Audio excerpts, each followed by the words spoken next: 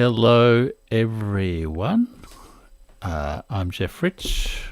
Welcome to the very first ever Burning Archive live stream.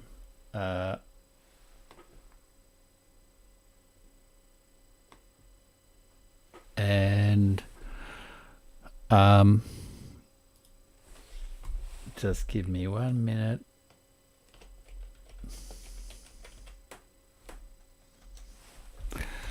So, I'm Jeff Rich, and this is the Burning Archive YouTube channel, and I've decided earlier this morning when I was doing some reading of a very recent paper by a couple of political scientists from the American Rand Corporation to do a show on the paper that the Rand Corporation has just brought out, which is called Avoiding a Long War U.S. Policy. I just want to check a technical thing here.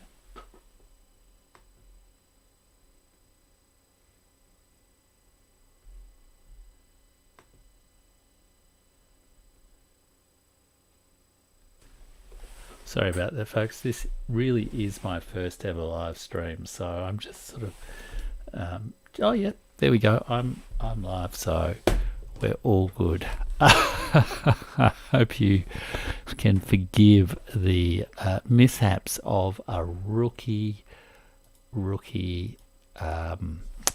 live streamer. So this really is the first one I've ever done, and you know, I've hooked myself up via OBS and YouTube and all this kind of stuff. So I think I'm good to go. So I hope it's sort of all coming through loud and clear for you. So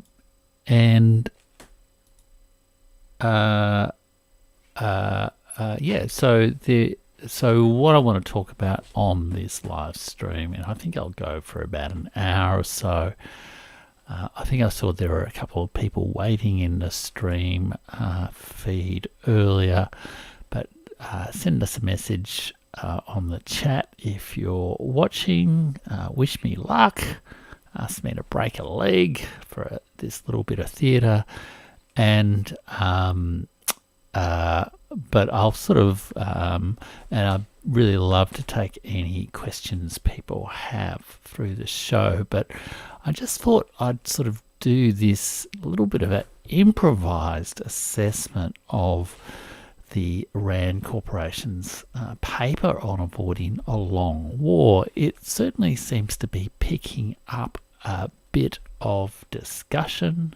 It's been picked up by, I guess, the sort of alternative type sites like Moon of Alabama and things like that. And I noticed Jack Posobiec has made a thing about it, and there's also quite a bit of chatter on Twitter, but nothing quite beats actually looking at the real thing. And I guess the thing about this paper is it talks about avoiding a long war, and I guess the top line headline is it really says it's pretty unlikely that Ukraine's stated objectives in the war will ever be achieved, and that if you look at the war from an American perspective, a sort of a selfish US interest perspective first,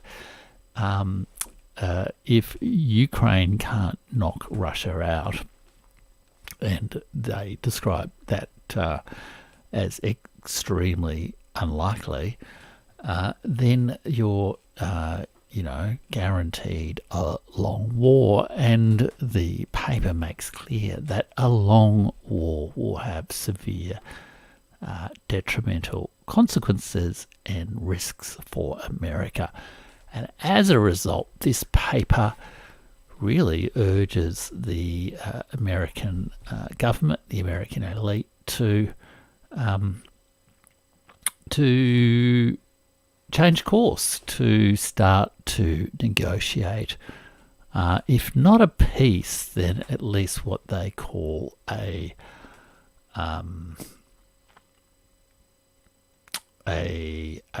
what do they call it? They call, it's not a peace. I think they call it an armistice. And here they sort of have the idea of like the North Korea situation where, I mean, you may not know, but the war between America and North Korea, which dates all the way back to the 1950s, there still has not ever been an actual peace agreement that has resolved that war. There is this sort of long frozen conflict, and that seems to be the path that they kind of maybe are recommending, but they're also maybe also talking about what they call a political settlement, because they don't want to explicitly call it a peace treaty. And it's kind of a pretty fascinating paper, because you kind of have to read between the lines a bit. And so I just kind of thought it might be interesting to go through that process a little bit live, sort of show my working, so to speak, as a commentator on geopolitics. Because you see, my background before I sort of launched this sort of late career, I mean, I'm nearly 60 these days, but this sort of late career as a content creator, a YouTuber, an independent author, it has, like, for 33 years I worked in government in various, policy roles, more or less, status and seniority, but exposed to a hell of a lot of issues. And I think that that sort of training means you can read papers like Ran a little bit between the lines and a little bit beyond the sort of immediate headlines. So I'm going to sort of talk through the paper, respond to any questions through the chat, and I will also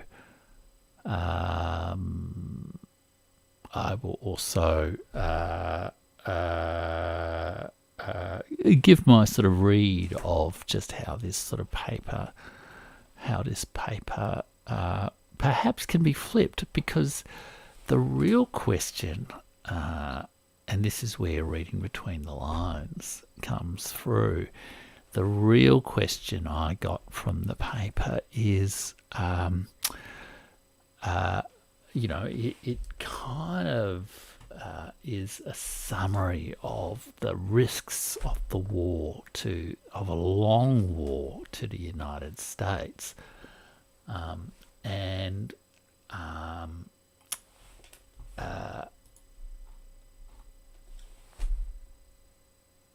it kind of assesses in a pretty vague sort of way costs and benefits, as well as the current situation, but with some pretty heavy filters. But in some ways it could also be called avoiding the truth of the long war that the United States is already in with Russia. So we'll get to that as we go through the program. Of course, over the last week, Annalisa, I've forgotten her name now, Annalisa Baerbock, anyhow, the German foreign minister, made perhaps a pretty extraordinary diplomatic faux pas in talking about Germany, NATO, being at war with Russia, and they also made a decision to send German tanks into Ukraine, which has, given the last time German tanks rolled into Russia was in 1941 in Operation Barbarossa, and I guess that didn't go down too well then, and it didn't go down too well with the Russian government. I think there's been a statement by the Russian Foreign Affairs spokesperson Maria Zakharova today saying that this decision to send tanks is historic because it marks the final end of German sovereignty. And there may well be some truth to that. Okay, now, also I should say that this stream is part of the content I'm providing on the Burning Archive YouTube channel. And one of the things I did today was just do a little bit of, where are we here? I did a little bit of fun with Canva and whatnot, and create my little new sort of YouTube banner headline, and also talked about what my channel is about, which is about history. I've been running a podcast since April 2021, the Burning Archive podcast, where I say that the past is not dead, the past is not even past, and by thinking about the past, we can learn to live better in the present. And one of the things I'm wanting to do on the channel is also do sort of reviews of history books that are relevant to the questions and debates and geopolitics of our time. I've done a video on 5 top books about history that really matter for understanding geopolitics today. And I've also done a look at John Darwin's After Tamerlan, Peter Frankopan's Silk Roads and New Silk Roads, Felipe Fernandez Armesto, Civilizations. And just a day or two ago, I also released a video on Marie Favreau's book, The Horde, How the Mongols Changed the World. And that's an absolutely fascinating book. So I do that kind of thing. I've loaded up a bunch of my YouTube, of my audio podcasts onto the channel. It's not great viewing, but I guess certainly I watch or listen a bit to YouTube while doing other things. So it's, in a way, it's just another podcast platform. So even though there's not a lot of great visuals in some of those sort of YouTube versions of the audio podcast, I think they might be interesting. And there was a whole series of them that I did on the NATO Russia-Ukraine war, and I've really been tracking that very, very closely since, really even before February last year, because I was on the podcast talking about this whole theme of imperial rivalry and the fact that the United States is an empire in decline, and the emerging multipolar world and how that might sort of play out with the risks of war, given that through 2021 Russia made repeated efforts to try to get some kind of lasting security arrangement, lasting response to its valid concerns about NATO's eastward expansion, which effectively is double the size of NATO in Europe, and taken it and nuclear weapons and missiles and all sorts of military activity right to Russia's doorstep. And then with, crazy people in the United States saying, we've got to fight Russia over there, so we don't fight them over here. Why do you have to fight them over there? And, like Lindsey Graham saying we should take Putin out. Russia probably had some, at least a few questions about what the hell were the American intentions. Anyhow, that's a bit of a background on the channel and the kind of things I talk about.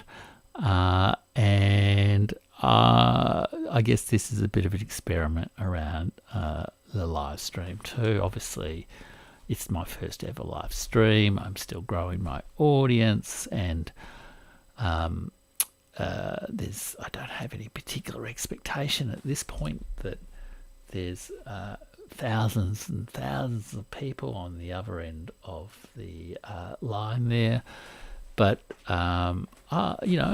life is an experiment. You got to start before you're ready, so we will do that. Okay, let's talk a bit about this RAND report, and kind of what I'm going to do here is, there we go, hopefully you can see that okay. So it's pretty easy to get this report. It's at rand.org. RAND Corporation is like a big kind of think tank in the United States. It specializes particularly in defense and military studies. I have a feeling it was heavily involved in sort of, the game theory that was behind nuclear deterrence. The mutually assured destruction theories of the 50s, 60s, 70s, I guess. And it also works in other areas, but it does have a bit of a focus on military security, intelligence, and what is coyly called grand strategy. And this paper, which has only come out in the last, week, it's called Avoiding a Long War U.S. Policy and the Trajectory of the Russia-Ukraine Conflict. And I'm just going to sort of talk through a couple of the kind of key points to sort of give my assessment of it. Now, the conclusion, I'll just read the conclusion for you, and what I might even do is bring the conclusion up for you on the screen there.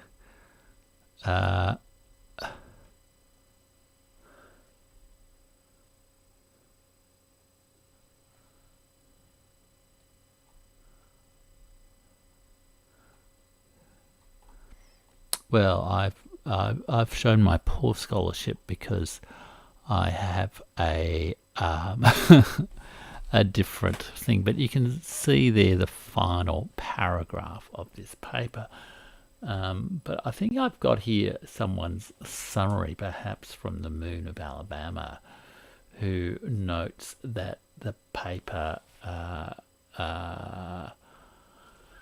minimizes the risks of major escalation, or that in addition to minimizing the risks of major escalation, US interests would be best served by avoiding a protracted conflict, that the costs and risks of a long war in Ukraine are significant and outweigh the possible benefits of such a trajectory for the United States.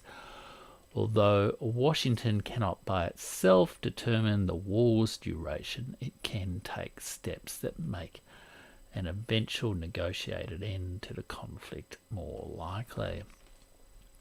And this paper has been written by two people who are both described as political scientists. That's an oxymoron if ever there was one. Samuel Charap and I think it's Miranda Piev. I'm not sure quite how to say Miranda's name. And it opens, the paper opens with the question, which you can see in a moment. How does this end? And you have to ask the question of why people in the US government might be wanting to ask that question now. I mean, the RAND Corporation doesn't just sort of go off and do things out of curiosity or passion or dispassionate academic inquiry. It largely does its work on like a consultancy basis, which it then will republish for and on behalf of the defense establishment, the Pentagon, the military, the security agencies, the various of the huge number of US government agencies. And I suspect it has a fair bit of philanthropic money as well, but it kind of really is part of that big sort of establishment. So why would America be asking that question now? Because after all, isn't Volodymyr Zelensky, the greatest war leader since Winston Churchill, and haven't the Ukrainian people heroically defied Vladimir Putin's war of aggression? And have we not been told through the mainstream media for months now that Ukraine is winning the war? Surely the obvious answer, if you believe all that, to this question of how does this end, is it ends with, I guess, Volodymyr Zelensky displacing Vladimir Putin in Moscow, and even Ukrainian or Polish tanks again marching on Moscow. Just bear with me 1 second. And what they say is that defeat of Russia is improbable. Here we go. So some analysts make the case that the war is heading toward an outcome that would benefit the United States in Ukraine. Ukraine had battlefield momentum as of December 2022. That's no longer a factually accurate statement, with Soledar, Bakhmut, Ugledar, areas around Zaporozhye sort of kind of falling to Russia in recent times, and could conceivably fight until it succeeds in pushing the Russian military out of the country. However, studies of past conflicts and a close look at the course of this one, and a view that surely would only be more deeply held after the last month, I guess, or so of news from the battlefronts. A close look at the course of this one suggests that this optimistic scenario is improbable. So they look at the various trajectories that the Russia-Ukraine war, and they use the term Russia-Ukraine war. I use the term the Russia-Ukraine-NATO war could take, and how that might affect US interests. And the way they do that is to really look at, as you can see there, key dimensions that define alternative war trajectories. And there are 5 of those key dimensions. Excuse me 1 minute.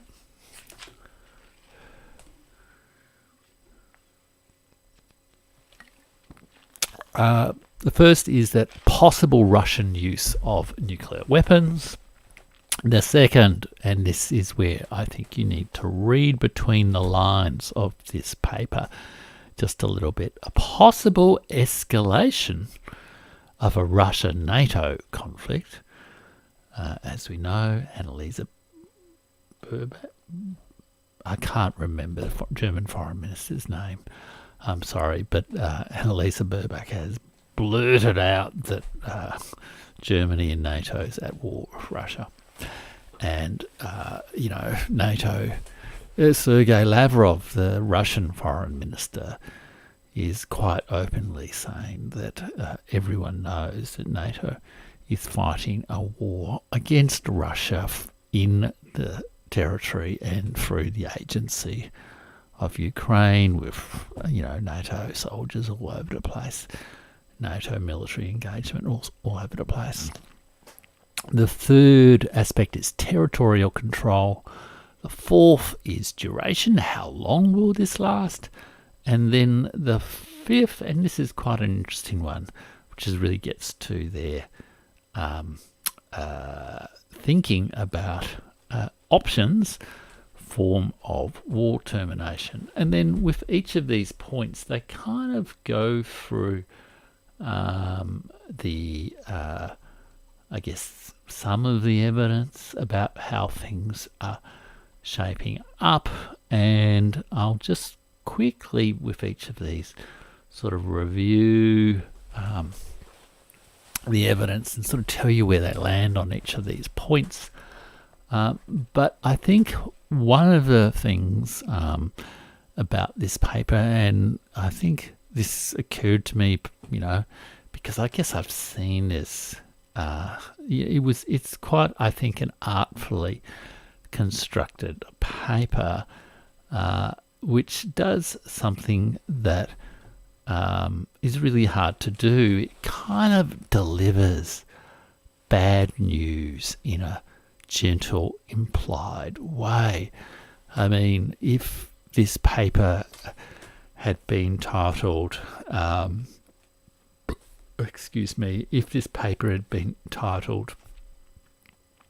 America is losing the war, let's get out now, I doubt that it would have survived the editors at the Rand Corporation, but it doesn't do that. And I guess this reflects one of the, known things with decision makers, political leaders, whatnot. It's all, and just ordinary people as well. You probably know about it in your own life as well. It's really hard to, once someone has a view about something, it's really hard to convince them to change their mind. And once they have a certain view around something, it's like confirmation bias. You look for all the evidence that confirms your view. You look for all the opinions out there and the news pieces out there that confirm your view.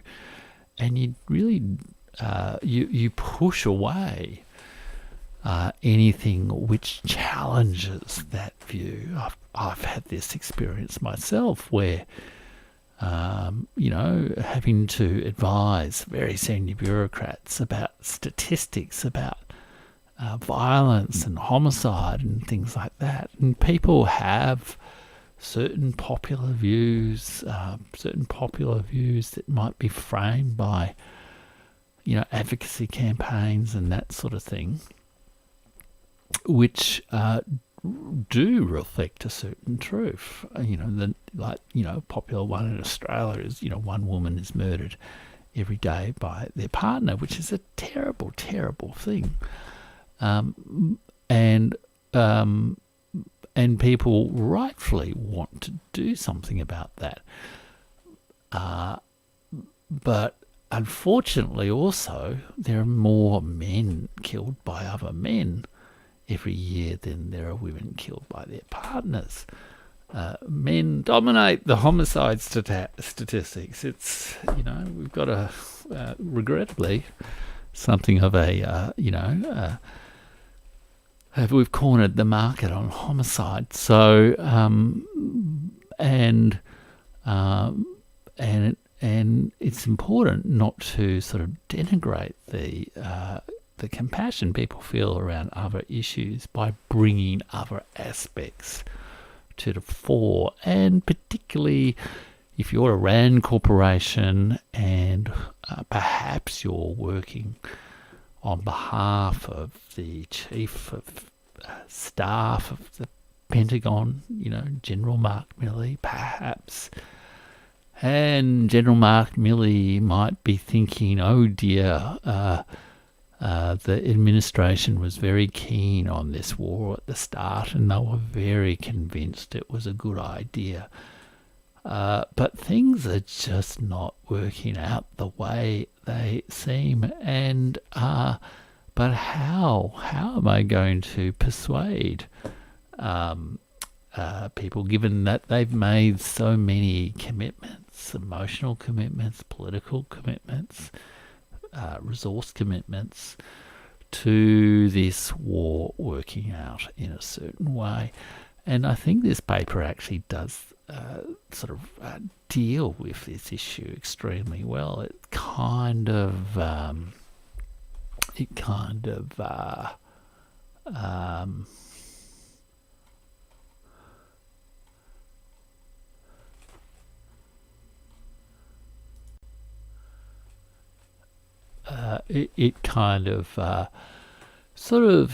almost,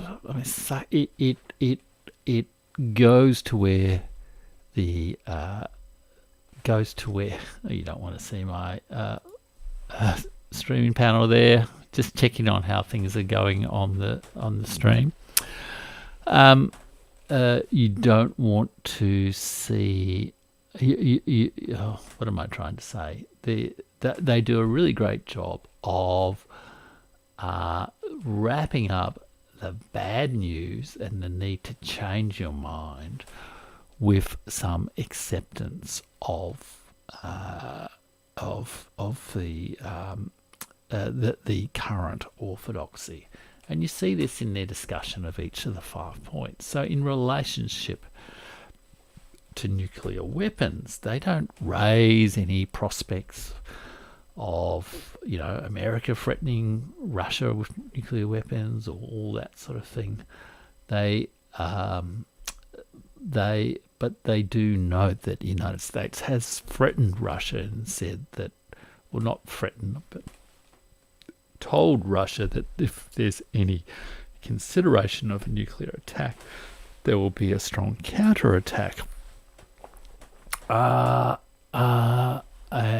Anything that potentially breaks down the norm against non-use is the term they use. Of course, the only country that has actually infringed the norm against non-use with nuclear weapons is the United States of America, but apologies to my American friends.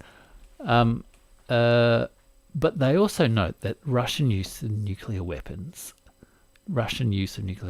in Ukraine would have large and unpredictable effects on Allied policies toward the war, potentially leading to a breakdown in transatlantic unity. It's the acid test of whether all those European powers really do want their country to be turned into a nuclear winter, while America,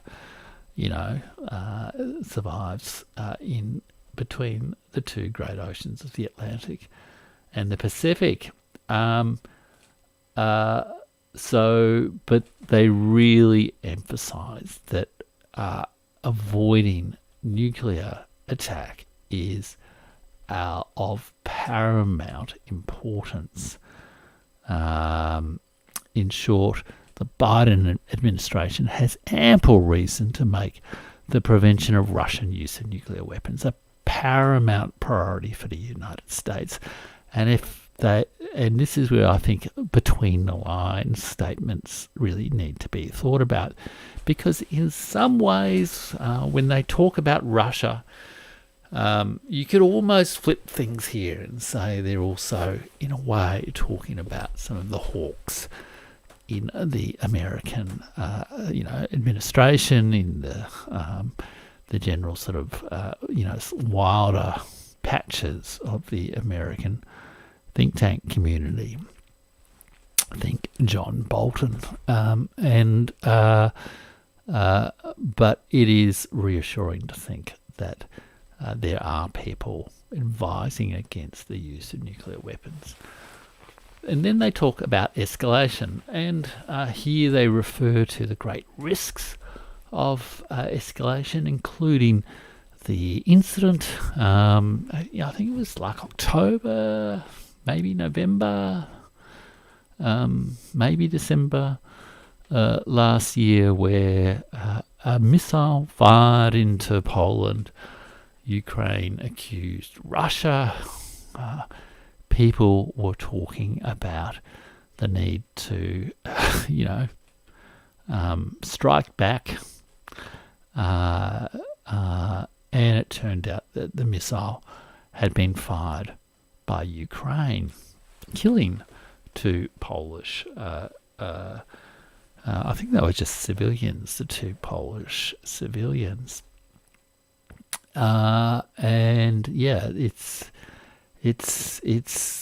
this constant aggressive rhetoric, as much from Ukraine as anywhere, is inflaming and potentially risking things. And the paper, this is, I think, perhaps a good example of where they sugarcoat the bad news with the orthodoxy, because they really talk about Russian forces being weakened so far through through this war.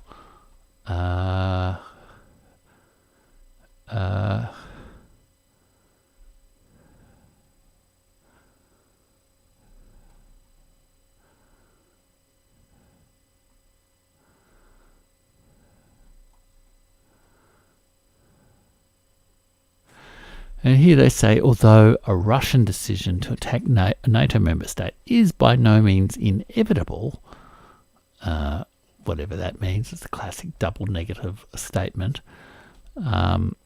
in part because it could lead to a war with a far more powerful alliance.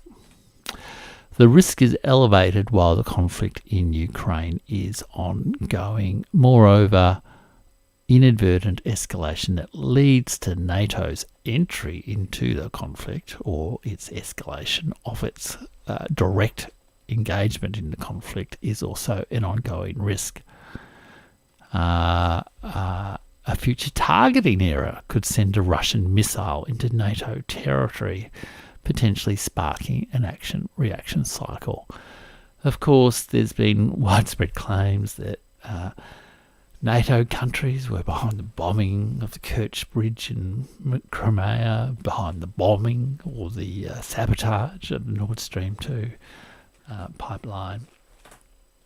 So, there's a little bit of gilding the lily here. But nonetheless, they really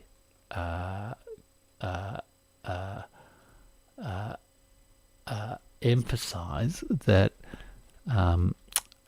if the Kremlin concluded that the country's national security was severely imperiled, it might well deliberately escalate for lack of better alternatives. Then there is this very interesting piece on territorial control, where they note that Ukraine has lost about a fifth of its territory during this nearly 12 months of the war, that it has lost a greater proportion of its economy and a very large proportion of its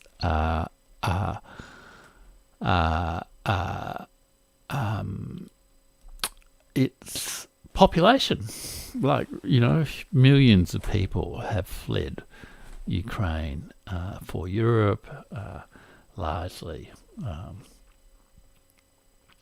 And the key sentence here is, they say that it is not clear that a trajectory that entails Russia maintaining the December 2022 line of control would do more harm to the international order than one that saw Russian forces push back to the February line. Again, they're sort of almost making it hard to pick up the clear meaning of what they're saying, so that it's not too kind of in your face. In both cases, Russia would control some Ukrainian territory in violation of the territorial integrity norm. So they're basically saying, well, whatever happens,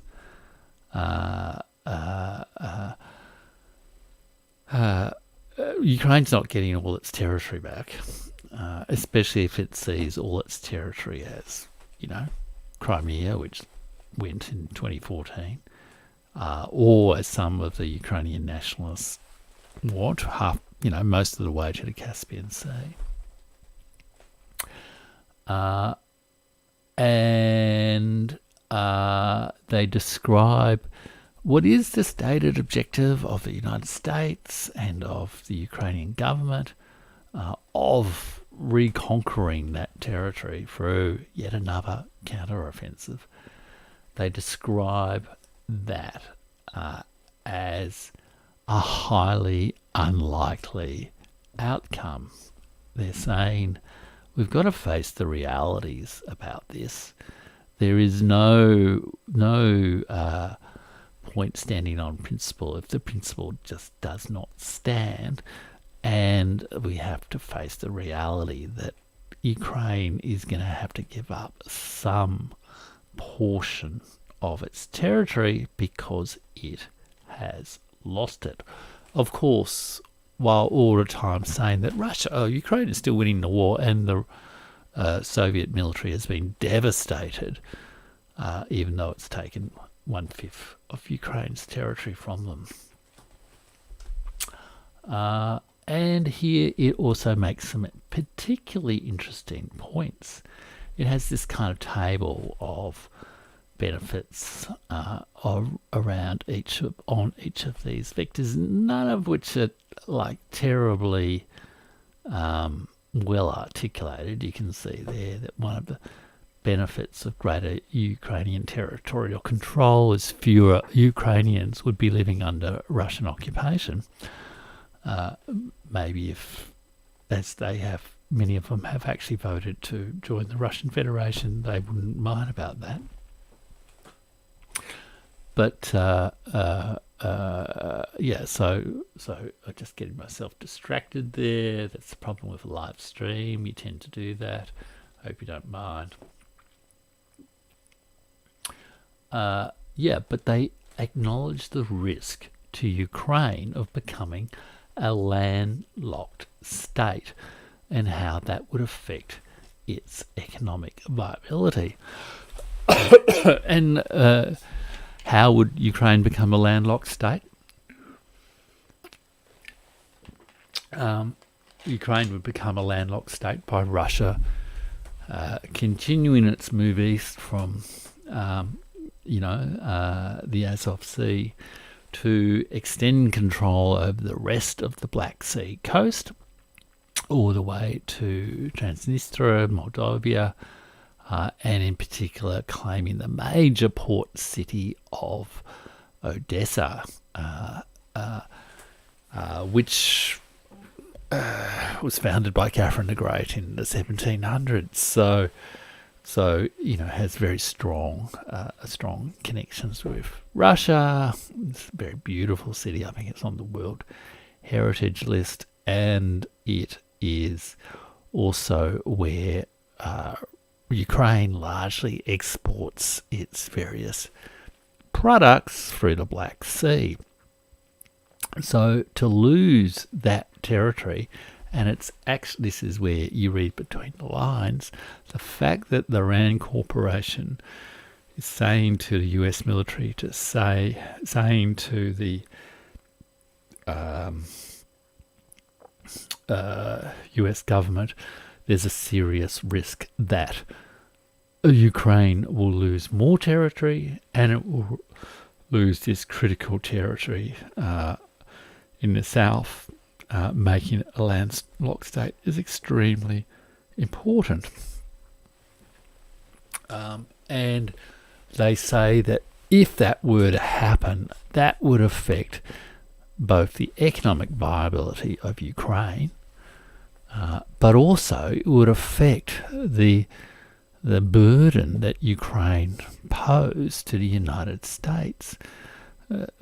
Basically, Ukraine would become even more of a dependent state, totally dependent on extensive government aid. It would be an economic basket case, so to speak, that would be left in the West's lap. And so they really say that it may be better to encourage Ukraine to,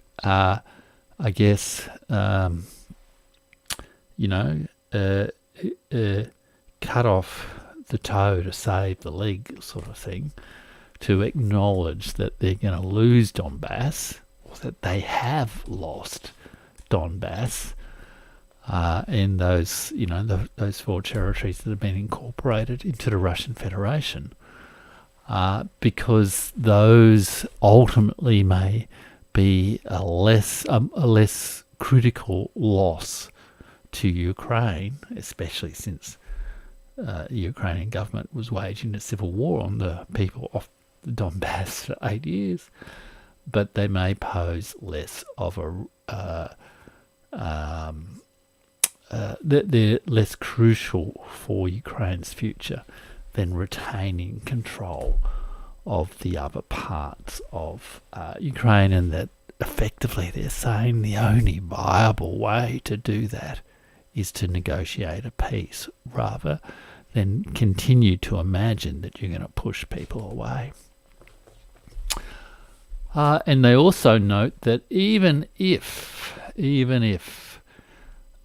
further territory was brought back under Ukrainian control in some sort of counter-offensive in the next few months, they say Russia has an extraordinary expandable capacity to strike behind Ukrainian lines, that they have a capacity to, as they have been doing since October now, rain missiles down on Ukrainian military targets all across the country, even though they only control 20% of Ukrainian territory. The entire territory of Ukraine is a kind of a missile range for Russia to strike against. And in the course of doing that, they've also devastated Ukraine's electricity grid with real military consequences, but also real civilian consequences. And this is where the point about economic viability comes to the fore. The Rand Corporation, a well-coated sugar pill, telling the US government that look at the reality. Ukraine's lost a fifth of its territory, a third of its economy, who knows, a third of its population perhaps, and it has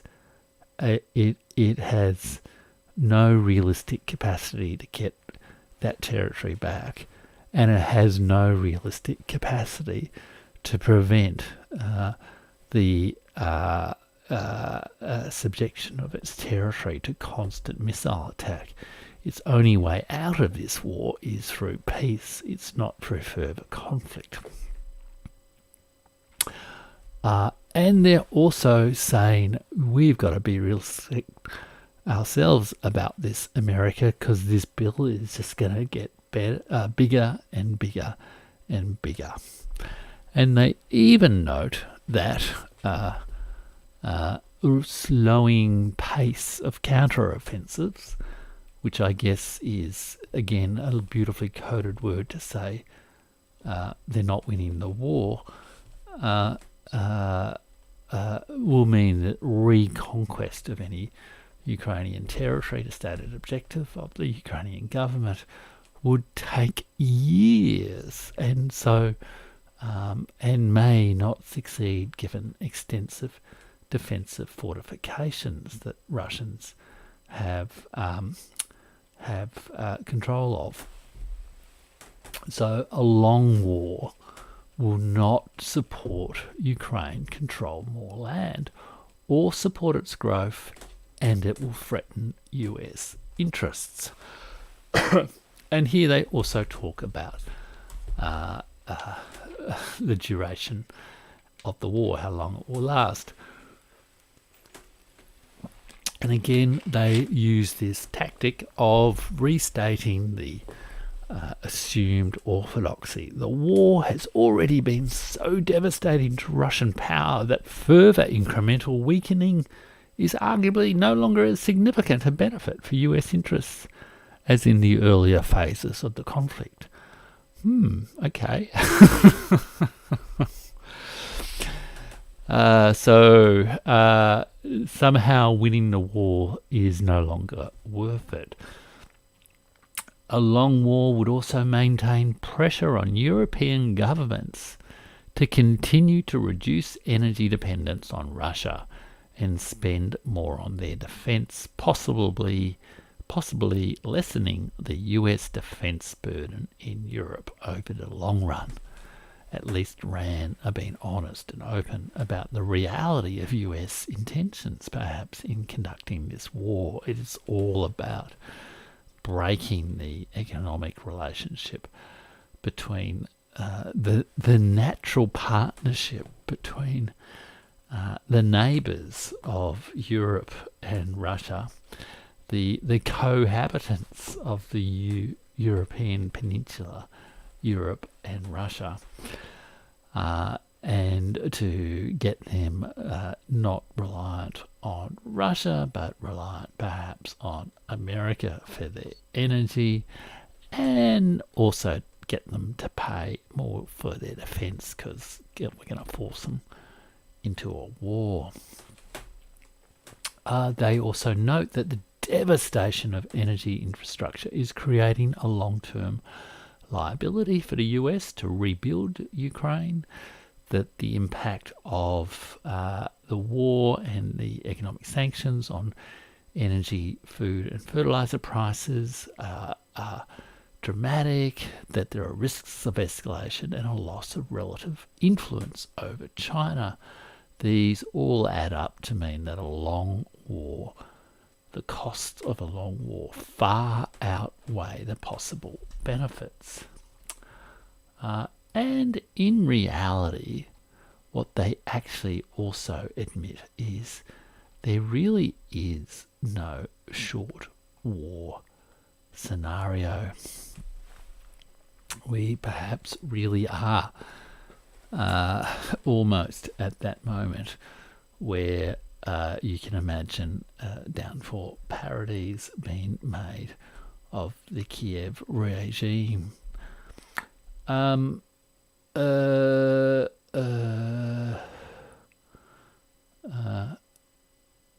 perhaps I would also say, in reality, they are challenging, or maybe even subtly between the lines, they are challenging the strategic thinking that came into this war, thinking that America could launch economic shock and awe against Russia and bring down its regime in a matter of months, to sort of replay the events of 1991 in the Soviet Union and get some sort of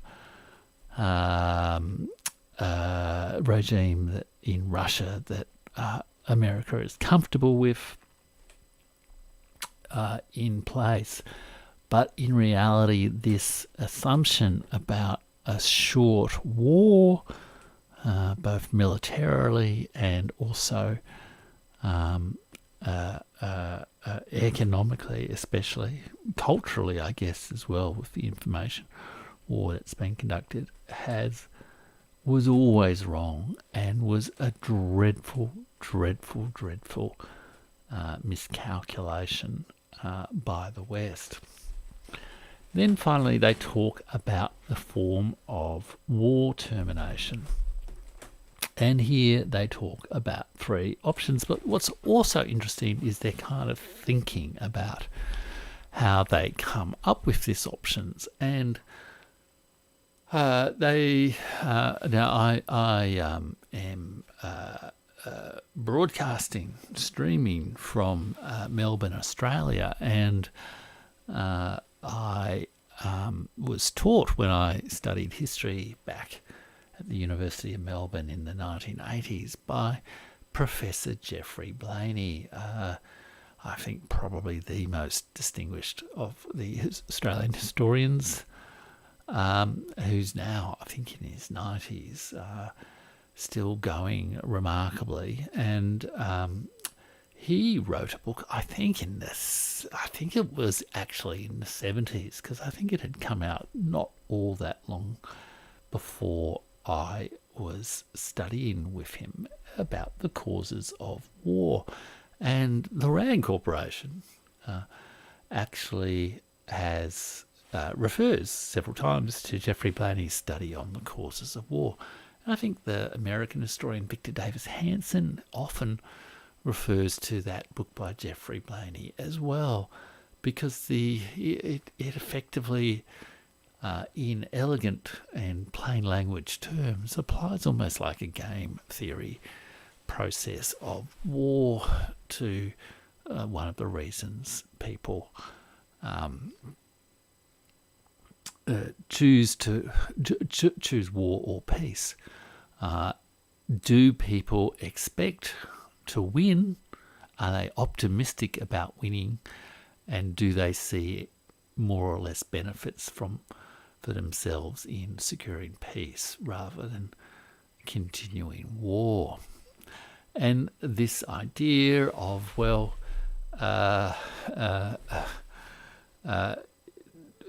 do we continue feeding optimism about how this war will end if the consequence of feeding that optimism is to encourage the belligerents who we're encouraging? On the west side, that's Ukraine. On the Russian side, that's themselves. Encourages them to keep fighting because they think they're going to win and they think they can get their maximum benefits from winning. But if we encourage people to adopt perhaps a more pessimistic and realistic and balanced assessment of the costs and benefits of the war to themselves, to their allies, to their people, to their interests, then that might encourage more people to seek peaceful solutions.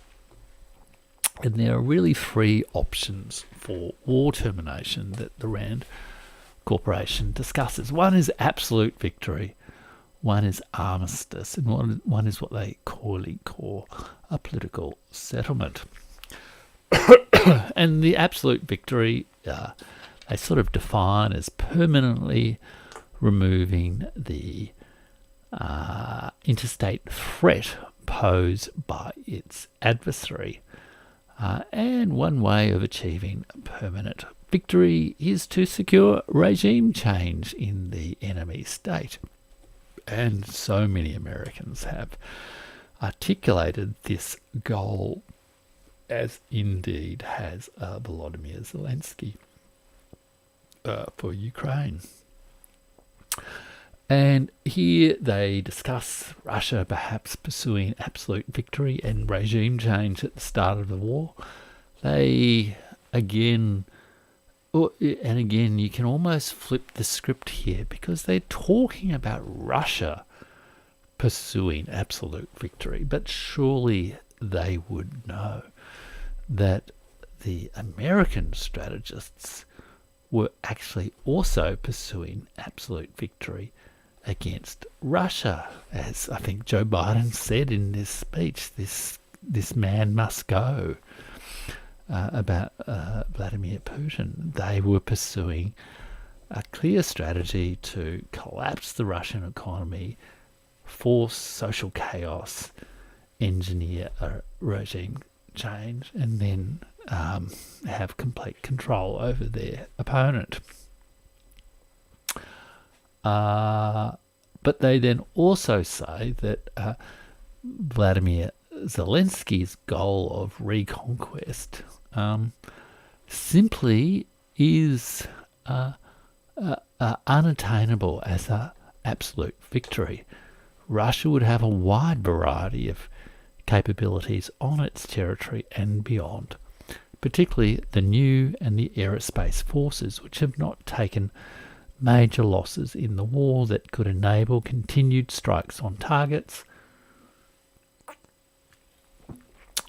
deep within Ukraine. Russian ground forces could readily regroup and launch another large-scale offensive.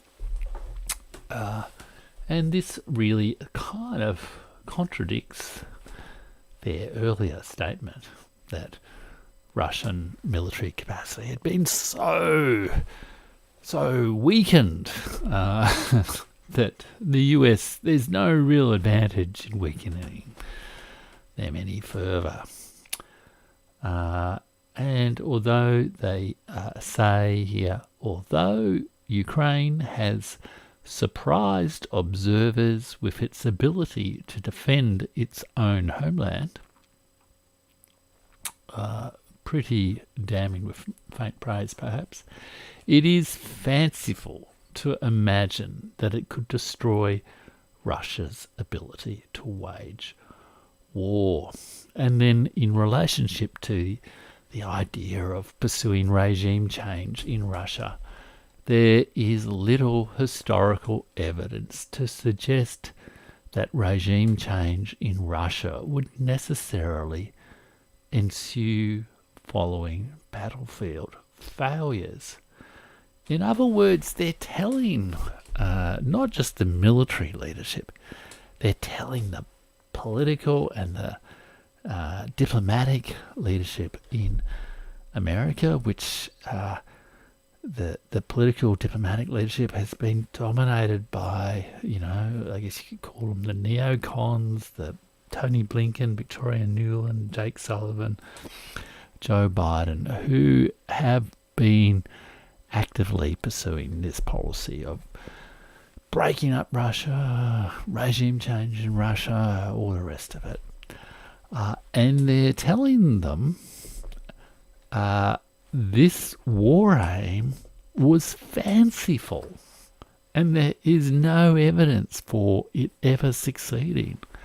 So that we have stumbled into what is increasingly looking like a long war that could potentially, when I say we, America, has stumbled into a long war that is going to potentially make Ukraine an economically unviable landlocked state that is devastating Ukraine, and that is imposing extraordinary costs, both financial costs, military costs, diplomatic costs, and all the rest of it on the United States and NATO itself.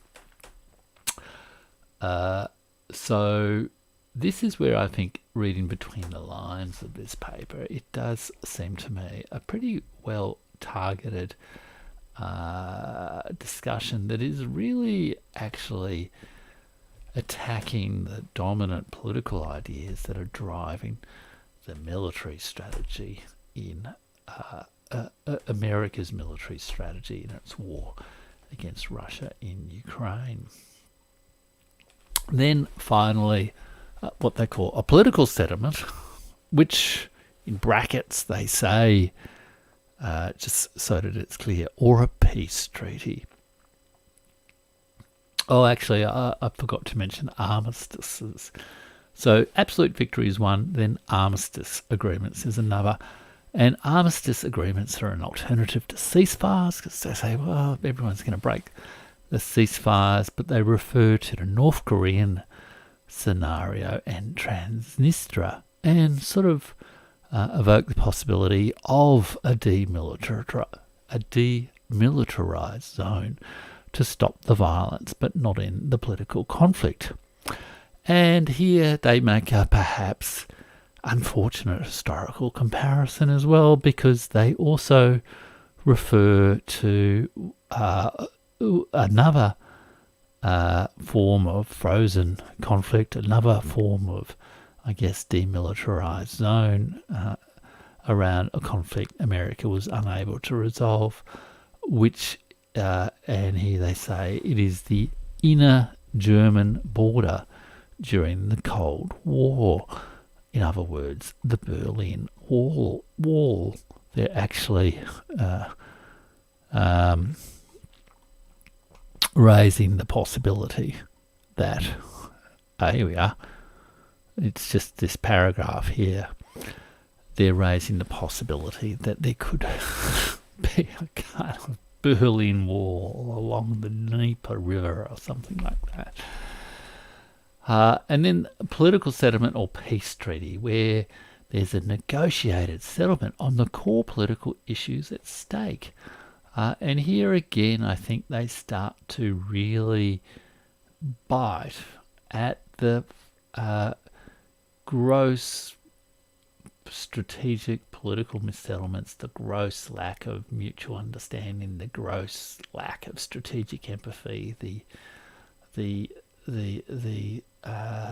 hysterical hatred of Russia that drove so much Western policy over the last few years, because they say, well, maybe we actually need to settle dispute by looking at the key political issues that provoked it, e.g. Ukrainian non-alignment and a range of other issues, including the sanctions that the West has imposed on Russia, not just as part of this war, but for quite a few years prior to that. And they say the parties could even agree to disagree about the status of certain territory, even while reaching terms on other issues. So none of the actual real diplomatic solutions they propose here, I think, are terribly realistic or satisfactory. I think they're probably rather their hands are probably tied behind their backs because they don't want to offend the Ukrainian lobby in America or across the NATO countries, but they are prodding the diplomats, the strategists, the Tony Blinkens, the Victoria Newlands, the Jake Sullivans, to, well, if you're going to negotiate a settlement, you actually need to address the other party's needs. It's very basic principle of any negotiation. And then it sort of assesses the various risks. And again, I think one of the big failings of this paper, or the constraints in which it was placed, is it fails to acknowledge that a political settlement between the United States and Russia is essential. You can't just conceive this as a political dispute between Ukraine and Russia. It's not a political dispute between, well, there's aspects of it that are political dispute between Ukraine and Russia, but the peace treaty that Russia presented to the United States in late 2021 was around, a collective security agreement in Europe. It was a peace treaty, to genuinely end the Cold War. It was a peace treaty between Russia and America and the other NATO countries. So unless the Americans start to acknowledge that, I don't think any of these diplomatic solutions are going to be terribly successful. And Victoria Newland's given testimony to a Senate sort of questioning session just in the last day or so. And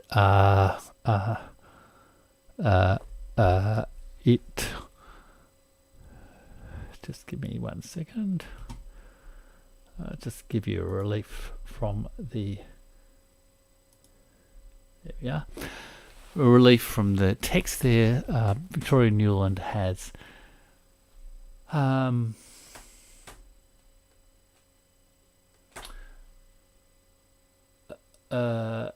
she's given testimony where she vaguely is questioned about, well, are there any kind of diplomatic, offers that you want to make about relieving sanctions, or even simple things like allowing, members of the State Duma to visit and meet with members of the US Congress, so there can be at least some level of diplomacy and dialogue between Russia and America. And the response from Victoria Newland was effectively like, well, unless Russia surrenders unconditionally, there's no room for negotiations. But we're happy to negotiate on Russia surrendering unconditionally. That's really not going to get anywhere, is it? Okay, so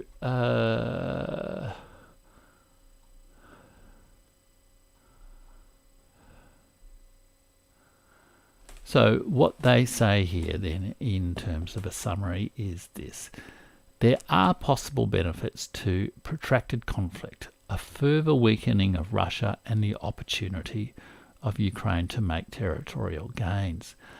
But the former no longer represents a significant benefit.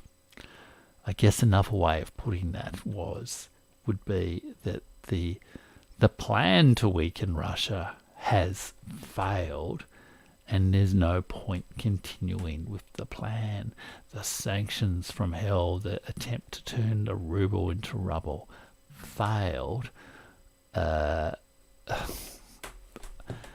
So let's stop doing it.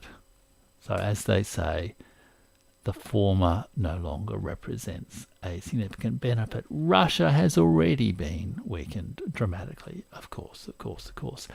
And the latter, that is Ukraine having the opportunity to make territorial gains, is uncertain.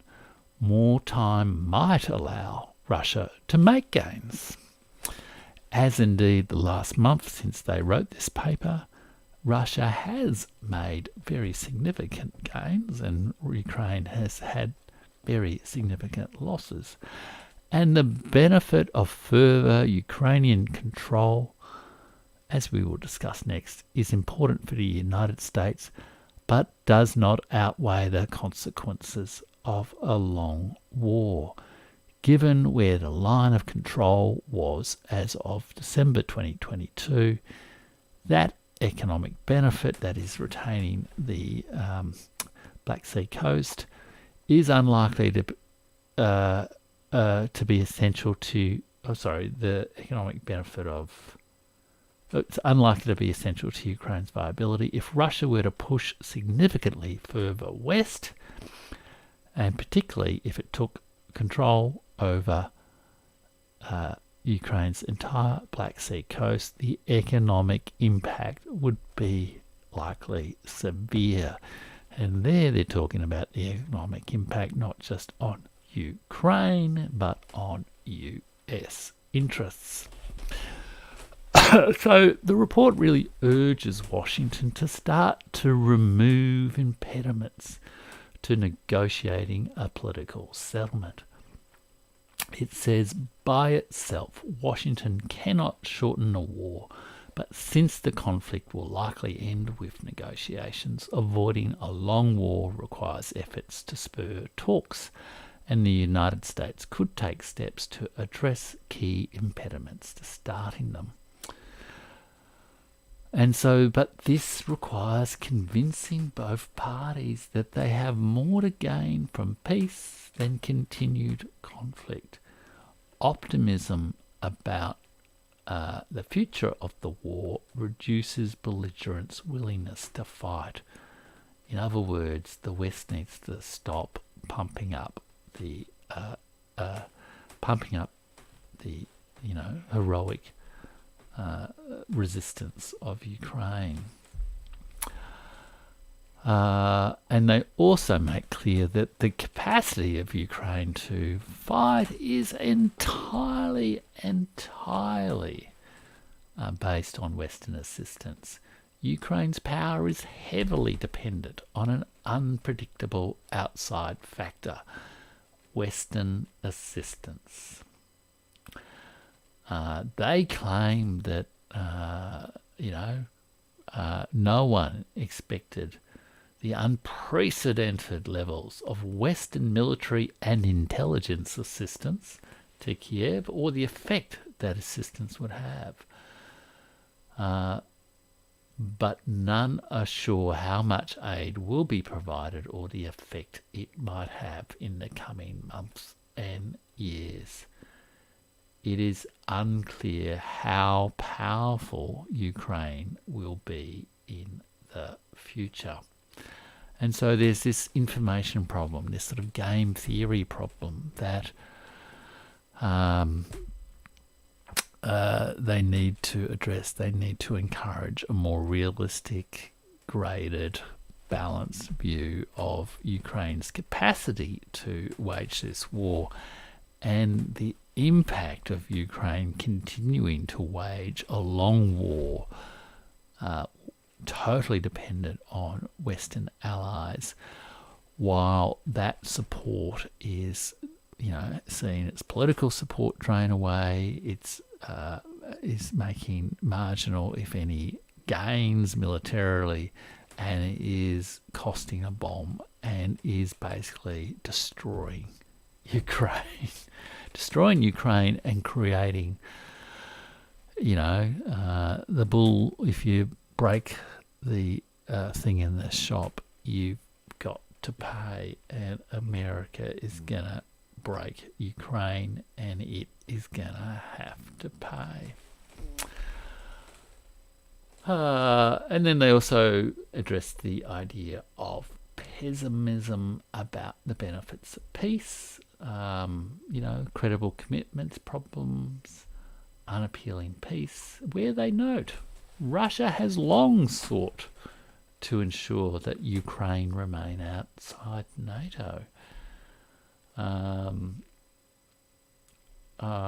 They note that Moscow, they don't use these words, but it's a widespread view amongst the Moscow elite that the United States is not agreement capable, that there's nothing, any commitments from the US are not worth the paper that they're written on, and they're usually not even written on paper. And also they're fearful of continued sanctions. There's absolutely nothing in the American political elites' rhetoric to suggest that America is going to drop sanctions anytime soon. And here they say that the United States and its allies have imposed unprecedentedly severe sanctions on Russia as a punishment for its invasion of Ukraine. However, it is not clear that the United States and its partners are willing to participate in a multilateral negotiation process in which they would offer Russia a path to sanctions relief. So they then talk about a couple of policy options, none of which are terribly great, but I guess it's a sign of hope that presumably the leadership of the American military, perhaps someone like William Burns from the CIA, maybe, have started to realize that the break Russia diplomacy, or the break Russia strategy pursued by Victoria Nuland, Anthony Blinken, Jake Sullivan, and Joe Biden, has launched a long war that the United States can't win, and that it is breaking apart it's straining their alliance relationships, it's straining their budgets, it's straining their military.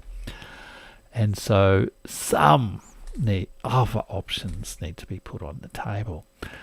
And they mention these options. They mention clarifying the future of aid to Ukraine, saying this far and no longer. Or if you want more aid, there's a condition that you have to display a genuine willingness to negotiate. One almost wonders if some of the recent internal turmoil in the Ukrainian leadership has been related to that. The US and allied and other states could make commitments to Ukraine's security, not unlike they explicitly say the proposals for multilateral security guarantees for Ukrainian security that were raised as an option in the peace agreements in Istanbul in March and April, that we now learn Ukraine was not really serious about. But that's a possibility as well. Set up some kind of collective security agreement. But again, they pour cold water on the Kiev regime's wish to have ironclad security guarantees that America will enter the war on their behalf if there's any kind of attack from Russia. And they note indeed that not even Article 5 in NATO guarantees any of the long-standing NATO partners that kind of guarantee. They talk about Ukrainian neutrality. They could have been talking about it 12 months ago. But they also note the American political leadership's unwillingness to give up NATO open door policy. And then they talk about unwinding sanctions, noting the political costs of doing so, disagreements among allies, and some degree of sunk cost fallacies. But at least they are real proposals starting to surface amongst the in America, starting to perhaps admit that it is losing this war and there is more to be gained through peace negotiations than this endless escalation and this endless demonization of Russia and the states that around the world that America doesn't like. And it's time to really push people into negotiations. And then it notes it refers explicitly to hawkish voices in the US who support the reconquest of Ukraine, and they actually directly quote Anthony Blinken, the Secretary of State, as one of these hawkish voices, who is, as the chief diplomat of, the foreign minister of America, you would think would want to take up any opportunities for genuine negotiation. But here, the authors of this article, perhaps representing the party at court that is wanting to bring an end to this war, perhaps representing the consensus of the defence establishment, that this war was ill-chosen, had unrealistic aims, and has been a disaster, not just for Ukraine, but also for America. And they criticise this focus, this constant focus on territorial control, saying it is just one dimension of this war, that a much more balanced approach that looks at those other interests that they talk about should be considered. And then they also even have a bit of a gentle jab at Joe Biden, noting that the Biden administration has not, although they acknowledge that the war must end in negotiations, they have not made any moves to push the parties towards the talks. And here again, this is my sort of criticism of this paper, that it doesn't really acknowledge that the party who the United States is not some external boss who's pushing these parties, these recalcitrant, lowly states towards a negotiated settlement. It needs to be part of the talks because it is part of the war. It is losing part of the war. If it acknowledges that, if it genuinely adopts an approach of diplomacy and dialogue, we may avoid further catastrophes. So there we go. And its final paragraph again. A dramatic overnight shift in US policy is politically impossible, both domestically and with allies, and would be unwise in any case. Well, the only way to end a war that you've been waging, an unrealistic war that you've been waging, is to have a dramatic overnight shift in US policy. Nixon has to go to China. But developing these instruments now and socializing them with Ukraine and with US allies might help catalyze the eventual start of a process.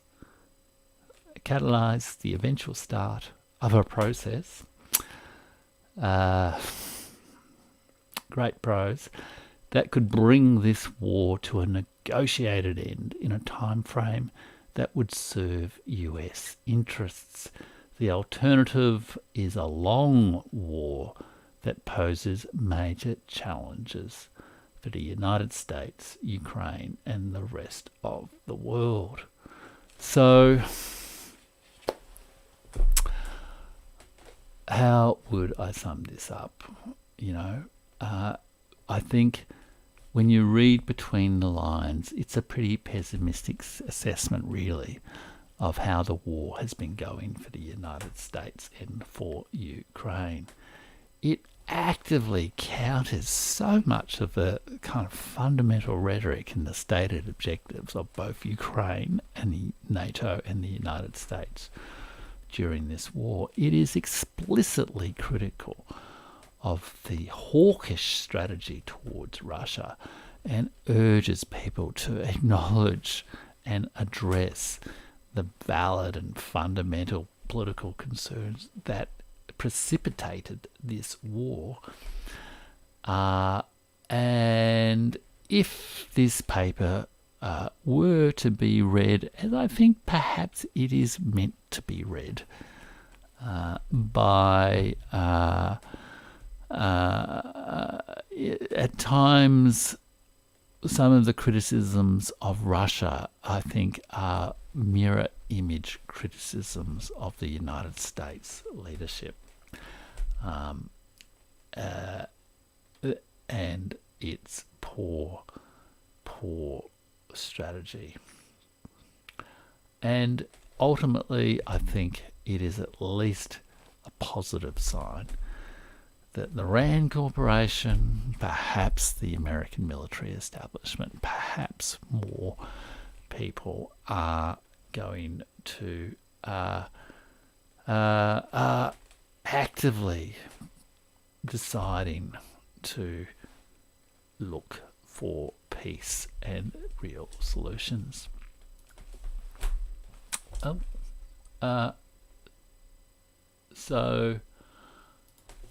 there you go.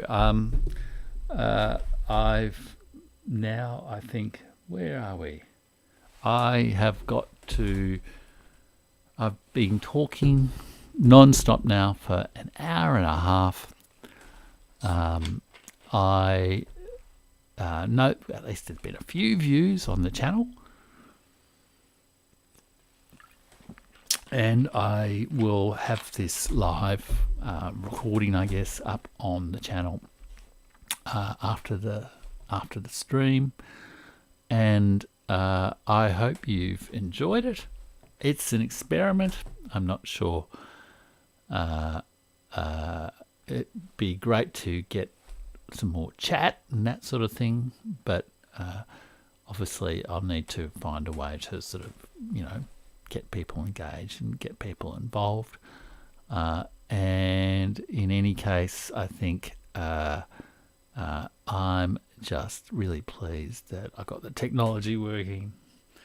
I got my ideas out there about this paper. I actually think it's quite an important paper, and it's worth spending the time on it and looking at it in that perspective that I think hopefully I can bring on the Burning Archive, of someone who's got a pretty broad understanding of the world from history and that sort of thing, but also has an understanding of how issues are negotiated through in government. And I think reasonable voices who genuinely want a peaceful return to dialogue and diplomacy are urgently needed in this situation, in this dealing with this sort of Russia-Ukraine situation,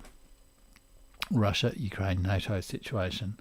I really hope it doesn't get worse, but that's always possible, but we will see. But I guess my answer to the question that I posed in the title of the stream, has the USA admitted that it's losing the war? I think it probably has. It has admitted that its war aims were ill-chosen, that Ukraine has lost a lot of territory and has no likely possibility of regaining that territory, and that Ukraine needs to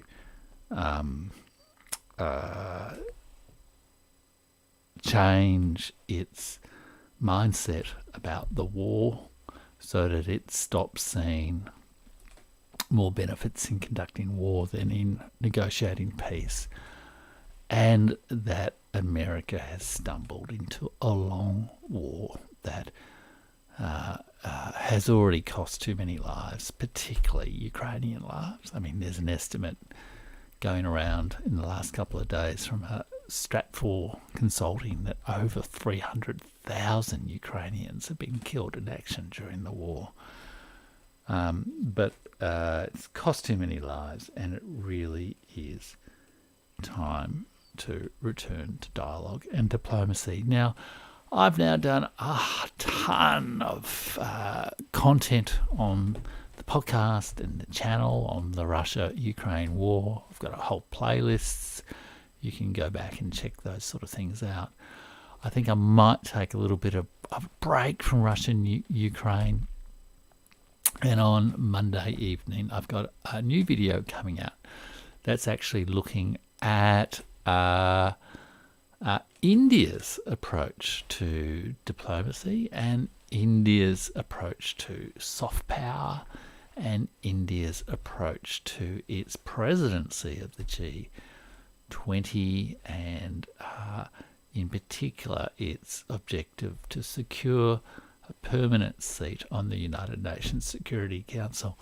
And if I, were in the councils of state around the world, I would certainly say, for God's sake, put India on the United Nations Security Council. We might not be in as bad a mess as we are today if they were there. So check that out. I think it's quite an interesting show, and I will be back later in the week as well with more content on history and books and even my own writing. And look, before I go, I really ought to also mention that you can buy my book from the Burning Archive, from Amazon and all that sort of thing. And just plug in Jeff Rich Burning Archive into Amazon or Booktopia or whatever on retailer. And you can also buy my book, Gathering Flowers of the Mind, from the Burning Archive. It's essays from Gathering Flowers of the Mind. Is poetry, and let other people know about the channel, subscribe, and I will see you again soon. Thanks for joining me on my first ever live stream. Bye now.